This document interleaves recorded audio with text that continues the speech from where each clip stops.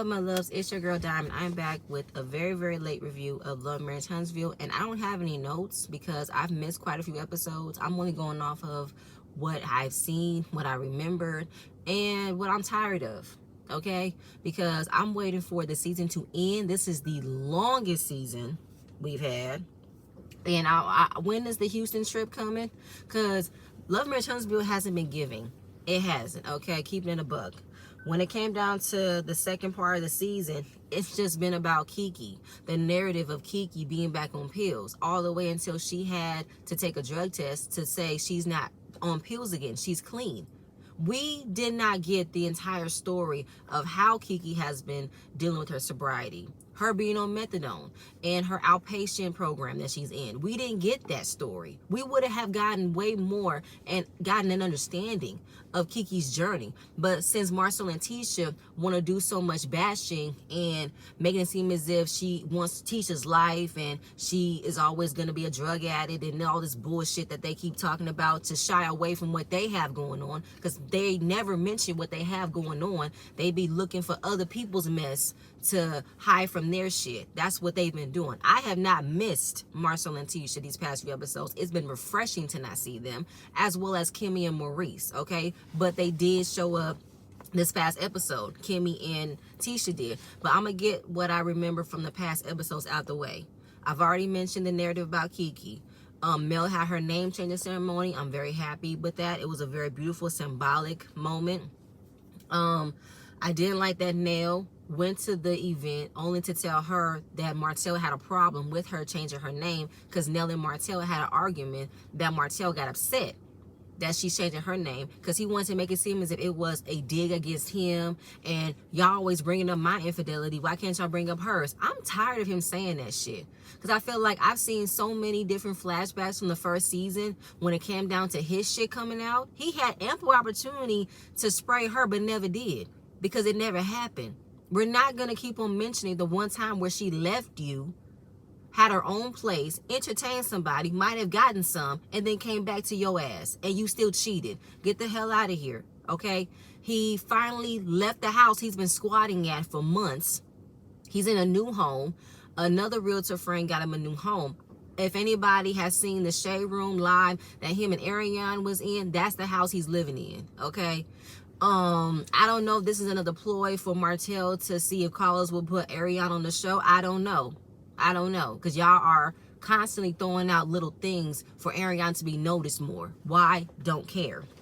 What else happened?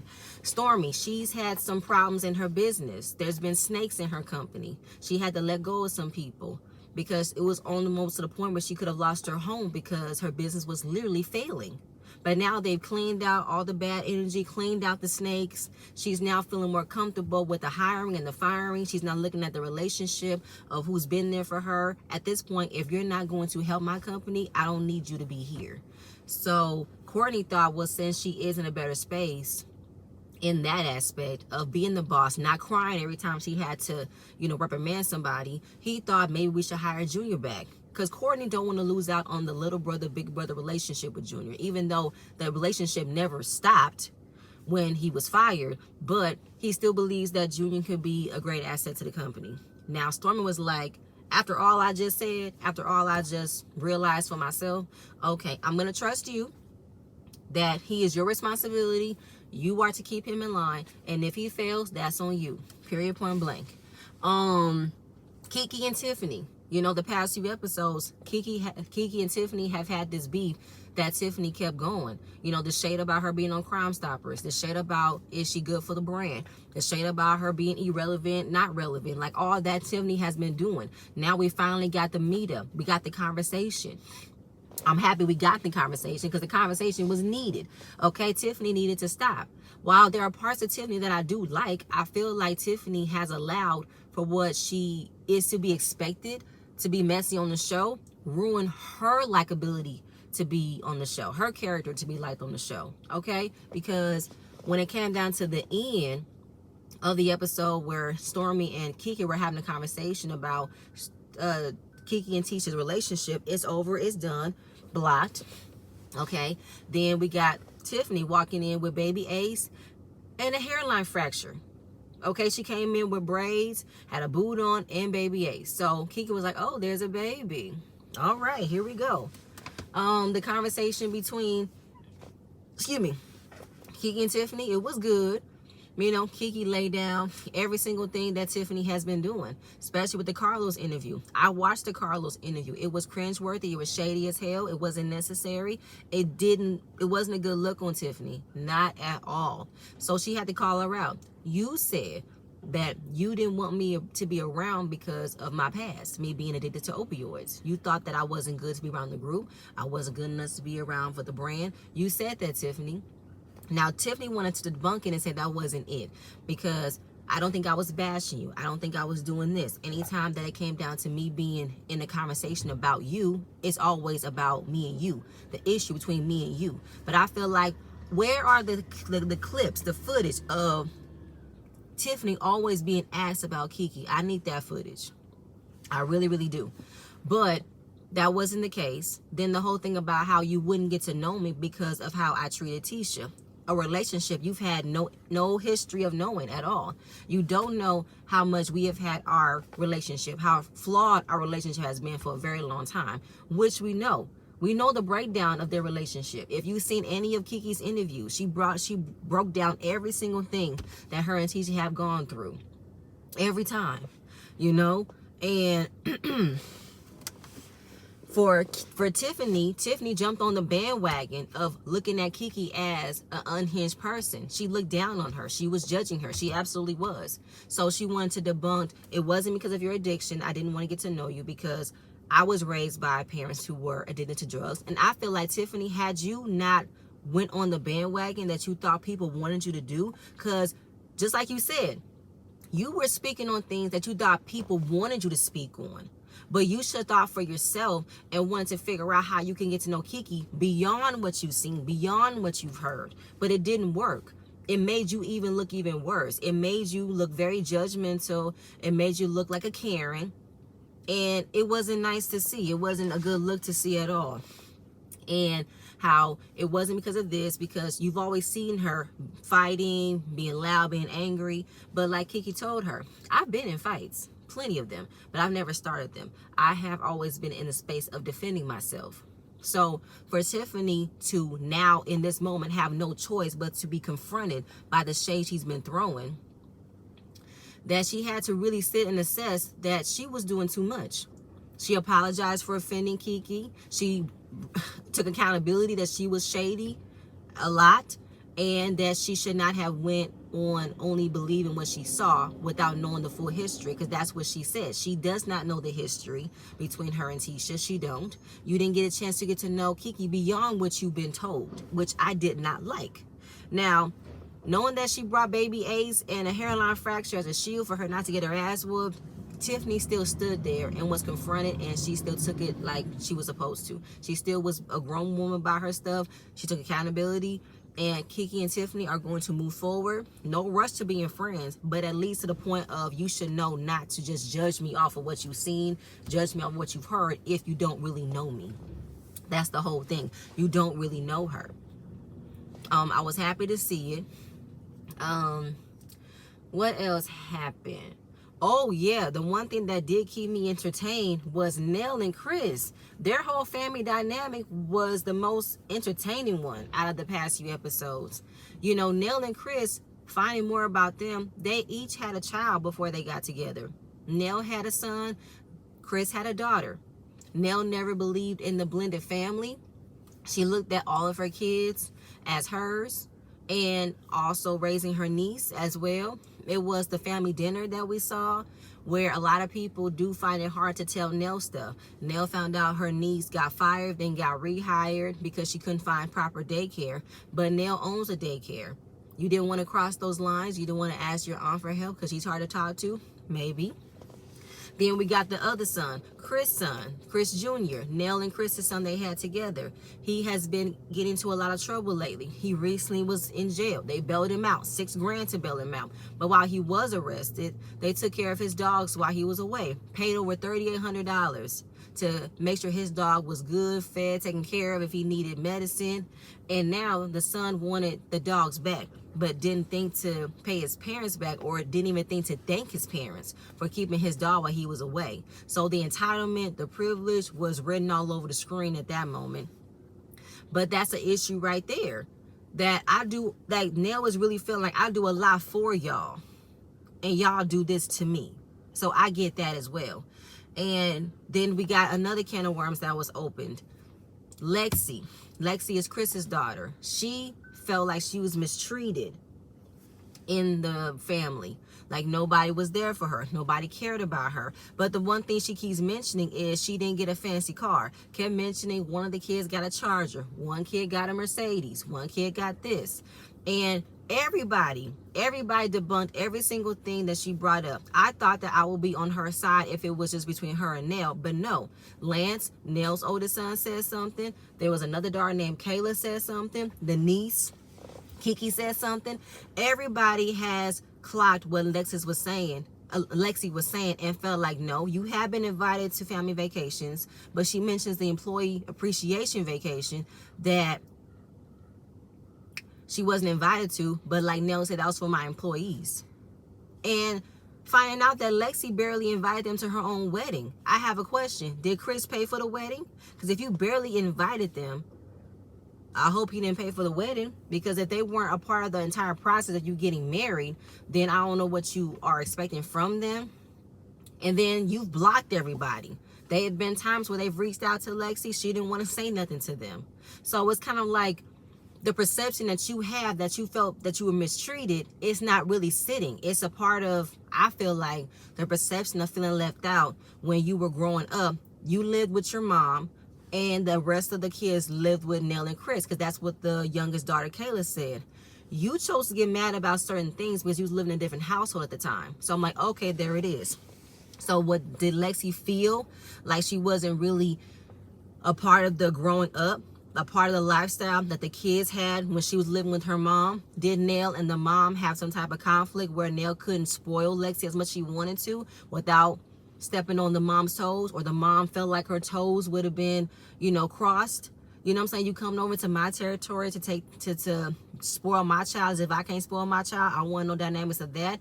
Was the relationship between Chris and Lexi's mom good, bad? Like, what was the ending of that? Because if Lexi is going off of how she never got the same things as the other kids, what was said to her or what was said around her for her to believe she was never cared for, she was never loved, she never got spoiled? Because in that moment, she mentioned how everybody got a luxury car, but I had to work for a whole summer and made $1,500 to put down for my own car. And it was an old 90s car. And everybody got brand new luxury vehicles. But she recently got into an accident, which Nell dropped $22,000 for her to get. So you did get the luxury car, but you want to make it seem as if I had to get into an accident to get it? No. Because I feel like there have been plenty of times where they have spoiled you with things. But when it came out to the car, they figured the least we could do is get you a new car. But I don't get it. I didn't get it. Then it was just the back and forth of disrespect. She said, kiss my ass. They say kiss theirs. Then she walked out with her husband, who sat there the whole time, didn't say nothing. Then Lexi talking to Chris about how you've never been there for me. You didn't come into my life till I was 28. He said, now you a damn lie. He did admit there were times where he wasn't there for her, but for you to make it seem as if he was never there for you until you were 28 years old, yeah, that's not cool. Then that pissed Chris off immensely. Okay, he said, go the fuck home then. Go the fuck home. Because I'm like, y'all got Chris out of character. Y'all made him mad for real. You know what I'm saying? And that was pretty much it, but that was the most entertainment we've seen the past few episodes, was Nell and Chris's family dynamics, and that kept me entertained. So it's like, keep the Fletchers, exit out everybody else from this point on. But they have decided to agree to counseling, because this past episode, we got the son, Chris Jr. He's not where he wants to be right now. And from the dinner, he hasn't spoken to anybody. Nell tried to call him, no response. And it's just like, what's be going on in your mind? He be waking up at 2 o'clock in the morning, just driving. Don't know where to go. Don't know what to do. Just be up. He could be depressed. I don't know how old he is. I don't know the age between any of the children, but they gotta be probably around my age and up. Like they gotta be around 30 to maybe 21. From 30 to 21, I think that all the kids are, because they were both around the same age when Nell and Chris got together. They both had a child that were 1 year old. So, Chris was like, "Do you feel like we're picking on you?" Because we don't know what Chris Jr.'s life goals are. We don't know what he wants to do. So the fact that he has gotten into trouble, he don't know what direction to go. But while he don't know what direction to go, it is putting a strain on Nell and Chris to always be there for him, always save him. Because at some point, he's going to have to learn how to save himself, be independent, because that's what Nell said in the episode before, that I'm done being mommy. I have to learn how to be mom, put my foot down. Because if they have a problem with the way Nell acts, if they're trying to get something from her, then it ain't going to always work for me. You're not going to always, get something out of me because you don't like what I'm saying. Because if you want something from me, I'm going to be, be hard on you. That's the price of being a mom. Moms are soft and nurturing, but we can also be harsh at the same time. Because it's like, how many times are you going to keep on messing up? How many times are you going to keep on making the same mistakes? When are you going to learn? And while they all agreed to do counseling, Chris got emotional with Chris Jr. and said, "I will do everything in my power to help my kids. I will stop what I'm doing to help you. And if you are feeling like you don't have nowhere to go, don't know what to do, call me. I don't want you to be up at 2 o'clock in the morning out doing nothing. I want you to talk to me. I will meet you because I want to know what's going on with you. I do." And it was a very emotional moment to see Chris. Like, Chris really wants all of his kids to be good. He wants them to be safe. He wants them to make wise decisions. And he doesn't want any of his kids to feel like he don't care. He doesn't want to help them. He never wants them to feel like that, which commended everything. It really did. The same with Lexi. Lexi needs healing as well. There are some things that she's resentful towards when it came down to her childhood. Something.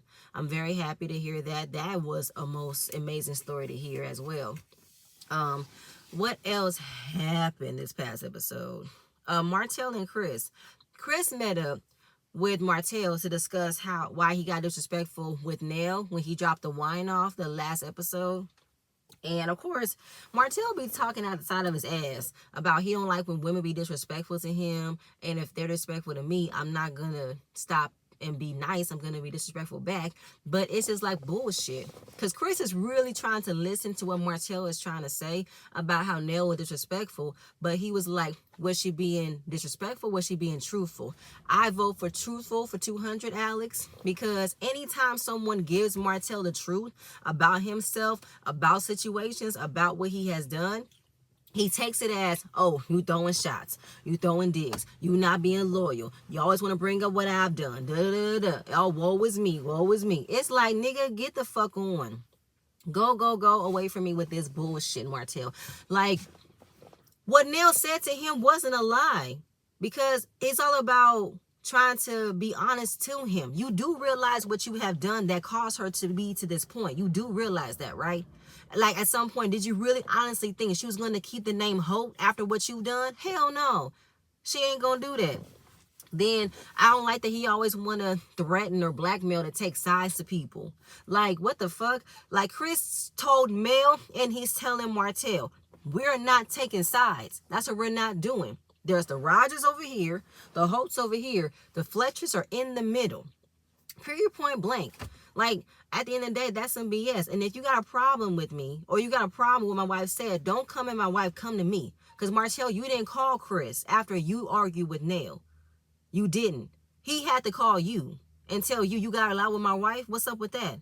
Man, nah, man, stop. Like, nah. Because I feel like if you were still with Mel and somebody wants to disrespect Mel, when they yelled at her, you would all have been arms, all pissed off. So miss me with that. Miss me. It's just like, Martell is full of shit. That's all he is. He is full of shit. Because every single time he be having a conversation with somebody and they're trying to be honest with him, they're trying to tell him what he's doing wrong, he takes it as such a hurt. But nigga, you're hurting other people. What do you want them to do? But that's the thing. I just said it. Martell wants yes people. Martell wants people to not mention his shortcomings, mention his faults, because he wants them to erase. He wants him to forget all the faults he's done. No, we are not going to forget you had an affair. We're not going to forget you had an outside child. We're not going to forget the cussy battle you still have Mel going on with. We're not going to forget the revenge porn tape. We're not going to forget that your baby mama constantly talks about Mel online. We're not going to forget that, sir. We're not. We're not. Okay? Absolutely not talking about Mel's infidelity, this and that, and the third. Nigga, go to bed. Go to bed, especially when you came in that scene with these holes in your socks. Throw them socks away. I don't want to see your crusty ass feet. Oh my God, just that whole clip with Martell just annoyed the fuck out of me. It's no words. It's no energy to put into this nigga. Like, he just don't get it. He's just a dumb bobblehead. That's just what he is. You know what I'm saying? Like, go away from me with this. Talking about things that are done out of spite. Then he makes a comment about Mel, how Mel never did nothing with the name Rogers. She was a Rogers before you. Hell, she made the name Holt. She made everything in the Holt's name. And what did she do? Leave the fucking Holt's name and still made a name back. She still made a name. She's a Rogers. And as a Rogers, she's fucking killing it. You, however, have not taken reins of uplifting the Holt's name, the legacy of the Holt's name. You haven't done shit because you have nothing going on. You have nothing. You're looking for somebody else to take credit off of, to build off of. Then you want to say, I did all of this. No, nigga, no. Because I feel like you want to keep on coming at her about how she never did anything with the name. Then what the fuck was she doing with you then? You didn't make the Holt's name. She did. And now that she's not a Holt anymore, what the fuck are you doing? Slicking your fucking wounds is what you doing. When in the confessional, he mentions that now that she doesn't have the Holt's name anymore, he looked so hurt in the confessional. That was the last thing, the last attachment he had to her. I mean, they have kids, but can't go by Holt anymore. Even Chris had to remind him, she's not Melody Holt anymore. She's Rogers. Like, when we gonna get to the part where he's gonna wear his wedding band from 2008 and got flowers? When we gonna get to that part? That he manifested being married and he wants to wear the ring she gave him. When we gonna get to that scene? I can't wait for that scene. When we gonna get to that? I can't. Get the fuck out of here. Tisha and Kimmy, they had a scene. They went to a Yoni's theme, which what I want to do. Because Tisha, she's been eating a lot, feeling bloated, feeling sick, because she recently went to Vegas, had a good time, but feeling bloated, feeling sick, wondering what's going on. I've gained a lot of weight. This can only mean I'm pregnant. You and Marceau be having sex like that? Probably not. Never mind. Moving on. Never mind. When she brought her pregnancy test to the Yoni's theme because she wasn't sure, and you can't be pregnant if you're doing the Yoni's theme. So Kimmy is looking like, the hell is that? What? You know Marceau got a vasectomy? Here go Tisha. Well, maybe it didn't take. Yeah, the vasectomy he never told you? Oh, okay. And even Kimmy, she's like, you can't be pregnant. You just been eating. And you're bloated. Like, that's normal. Like, I don't understand. So she took the test. It's negative. And Kimmy had a lot to say about happy that she's not pregnant. Marceau's happy she's not pregnant. Like, Kimmy had a lot to say and was very relieved about the fact that she's not pregnant. And like, everybody in the building is relieved. I'm like, Kimmy, what are you trying to say right now? I don't know. You trying to say something. I felt the way when Kimmy had a lot to say about Tisha not being pregnant. I don't know. Something is just not sitting with me. Then while doing the Yoni thing, because, you know, Kimmy is just trying to get that thing back working. She's trying to make sure her libido is back on time, that Cookie is getting nice and moist for Maurice because she's in fear. He ain't going to want to be with her anymore. All this and that, the third, but fine. And about her getting herself better is for her to get back for Maurice. Anyway, then they talk about Tisha, what's been going on with her. And, you know, it was a little bit weird when you left after the workout event with Mel. She thought it was going to be nice and fun when her, Mel, and Kimmy were to hang out. But Mel bringing up Kiki, and she's tired of talking about Kimmy, with the sense, saying, but you know we're going to ask questions. And that's my problem with Tisha. Don't be on a reality show if you're not going to talk about things. Everybody was wondering, why did Kiki throw the drink at you? What was what was the motive behind it? What has led up to it? If anybody has been watching any of the content creators following what happened when she got the drink thrown in her face, it was a rumor going around that her makeup artist or hairstylist, one of those, had an affair with Marceau. Tisha wanted Kiki to find out who started it. That's what Kiki did. But all of a sudden, a bug was put in Tisha's ear that Kiki was going around trying to make it true, which is not what she was doing. All she wanted to find out who made it up. We found out who made it up. It was someone connected to Marceau for some business. So then she ignored that she asked Kiki for help and made it seem as if Kiki has always been trying to come at her, always been trying to bring up her marriage, always been trying to talk about her marriage, when Tisha brings her into her marriage issues. We didn't forget, and I wish we dived in more when it came down to Marceau getting the picture. You asked Kiki to find out who sent the picture. Like, get the fuck out of here with that shit, Tisha. Like, you tired about being talked about it? Well, had you talk about it, we ain't gonna always ask questions. You never talk about things. Then, with Mel, Mel thought that Tisha was to blame, and that Mel was like, you don't believe her, something like that. And it's like, no, Tisha, she don't believe you are to blame, but she is trying to understand your part in this. That's what she's trying to do. Then, now remember, Tisha could still be annoyed with me because of what I said at the town hall meeting. That's what Kimmy told Tisha, because she thought you were mad at her for what was said at town hall meeting, which we all saw. Everybody said a lot about the expo. Everybody had a lot of criticism, a lot of opinions about it, and she was receptive. She was listening, but as soon as Mel said something, she wants to be like, "Oh, we're not going to talk about that." No, we're not going to talk about that because that wasn't part of it. That was not what was discussed, and everything was for conversations. Everything. Excuse me. The layout of the expo, the building of the expo, and the outcome of the expo. Everything that has transpired for the expo to come out was to be discussed. So yeah, I even said it when I reviewed that episode. Tisha's only upset because Marceau had a meeting with Mel. That's why she was mad. Keep it a buck, Tisha. Just keep it a buck. One, but like, it's not about her. It sometimes do be about her, Tisha. Keep it a buck, please. Then Tisha talking about how she's tired. She's stressed. There's a lot going on. They have the house that they're building, which never will be built.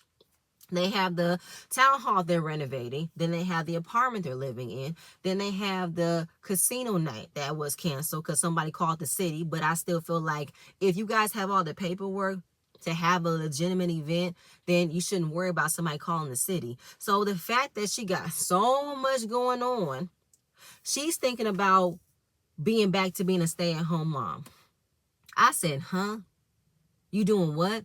No, it's just a lot. It's just a lot. Maybe I should just go back. Maybe this wasn't the time for me to do all of this yet. Then what the hell was this all about with Mel trying to give you the blueprint on how to navigate being a stay-at-home, being a wife, being a mom, being a businesswoman? What was the whole point of what was said at the beginning of the show? What was the whole point? And now when you got all this going on, now you want to be like, I should be a stay-at-home mom again. I can't do this. The fuck?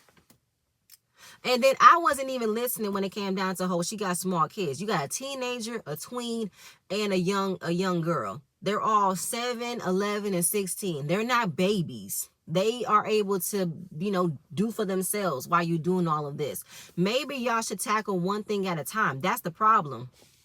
You guys are always starting stuff, but you never finish stuff. You didn't finish the home. You're just now barely finishing the townhouse. You live in an apartment. You didn't complete the casino night. There's a lot of things you got to start but don't finish. And then on top of that, while having a lot going on, then Marceau came up with the idea they should see a marriage counselor. Marceau suggested y'all should see a marriage counselor. It's got to be something going on for Marceau to mention a marriage counselor because Marceau don't like counseling. He didn't like when you ambushed him with Dr. Francis. He don't like being called out by a third party. So him bringing up a marriage counselor, something's going on. Something's going on. Don't know what, but something is amiss for him to bring up a marriage counselor. That says a lot. It do. Even Kimmy, she was like, him mentioning one? Yeah, him. Interesting. Interesting as well. Then, was that the end? Nope, it was not the end. Because then we get to Tiffany and Lewis talking about their departure from the show. She's home. packing up clothes that baby Ace has outgrown. Then they talk about her conversation with Kiki. It was receptive. Kiki was open. She was transparent. She was honest. She was genuine. I saw a different side of her than I have seen her before. So I think we're going to be good. Cool. Lewis talks about Tiffany's mental, because Tiffany did mention when Lewis was on the scene that she doesn't feel like herself. She's dealing with postpartum. Of course, she didn't know she would be dealing with it, because there are a lot of times it don't hit you right away. It hits you later.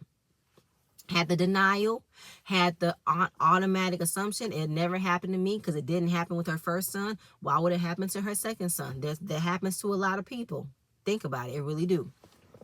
And, you know, her not feeling like herself. Her feeling like she can't ever get anything done because she had this fantasy, this idea in her mind that everything was going to be just like how it was before she had the baby. They were already busy. They had a lot on their plate.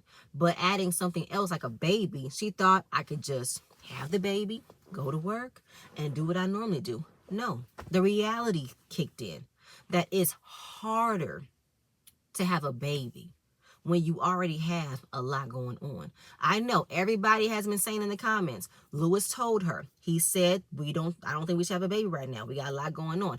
I know what he said, and she listened. She had her opinions, but she still wanted the baby. Now the baby's here. I don't believe this is all her fault.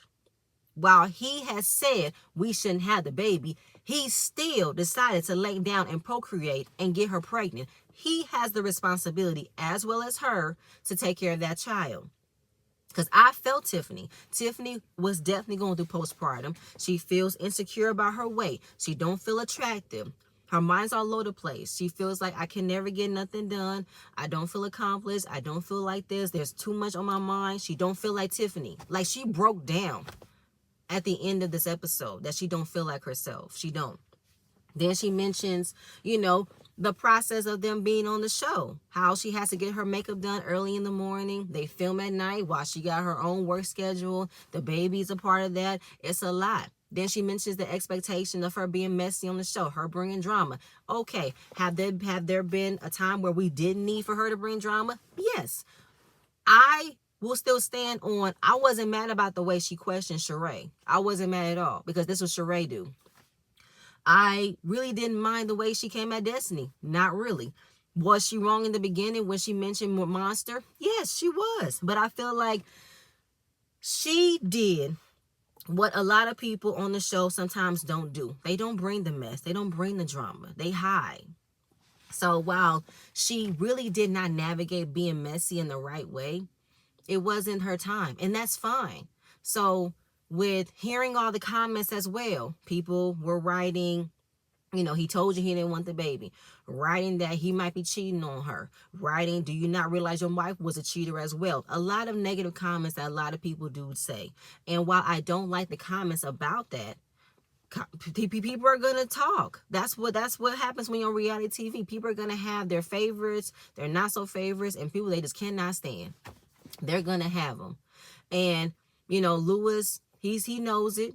And when they came down to their first reunion, they've gotten a lot of comments. There was a lot of comments that Tiffany felt like, I'm surprised I didn't jump off a bridge of how somebody was saying to me. Because there are some people who have wrote, if you don't bring drama, why are you here? Fire her. There were a petition to get her fired because she wasn't bringing nothing. There were. So Lewis was like, I don't want us to lose what we have because of a show. I don't want us to get involved in anything that's going to lose what we have because of the show. And he doesn't want to lose her.